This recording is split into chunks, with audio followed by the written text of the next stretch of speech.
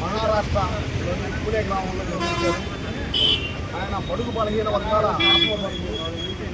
ఆయన సతీ సహగమనాన్ని, అదేవిధంగా వితంతువులకి ఒక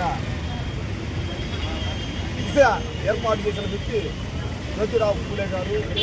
ఆయన అడుగుజాడల్లో ఎస్సీలు, బీసీలు, మైనార్టీలు అందరూ పయనించారు. ముఖ్యంగా కూడా రాజకీయంగా తిరిగేదానికి ఆయన స్ఫూర్తే జ్యోతిరావు పూలే స్ఫూర్తి.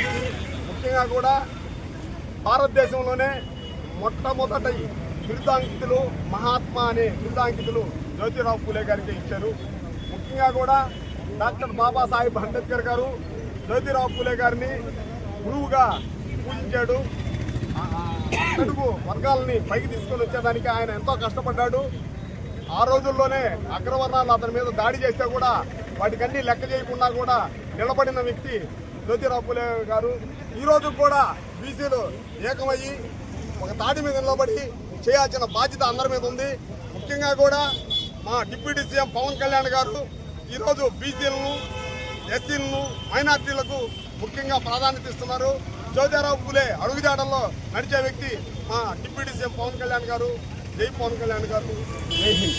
జనసేన పార్టీ శ్రేణులు కూడా వారి విగ్రహానికి మాలలు వేసి ఘన నివాళులు అర్పించాం. వారి స్ఫూర్తిని కొనసాగిస్తామని కూడా తెలియజేస్తున్నాను. సామాజిక న్యాయంతోనే అన్ని వర్గాలకి న్యాయం చేకూర్చగలమని చరిత్ర మరిచిపోయిన మహాత్ముడు జ్యోతిరావు పూలేని గుర్తు చేసిన మా మెగాస్టార్ చిరంజీవి ప్రజారాజ్యం పార్టీ అప్పుడు ఇక్కడ విగ్రహాన్ని స్థాపించడం జరిగింది. నా తర్వాత ఎంతోమంది యువత జ్యోతిరావు పూలే గారి ఆశయాలను తెలుసుకోవడానికి ఇది మార్గదర్శకమైంది. దేశంలోనే అత్యధిక సీట్లు బీసీలకు కేటాయించిన ఘనత చిరంజీవి గారిది, ప్రజారాజ్యం పార్టీదని మరొకసారి తెలియజేస్తున్నాను. ప్రజారాజ్యం పార్టీనే ఈరోజు జనసేన పార్టీగా రూపాంతరం చెందింది. మహాత్ముల ఆశయాలను మనం ముందుకు నడిపించాలి.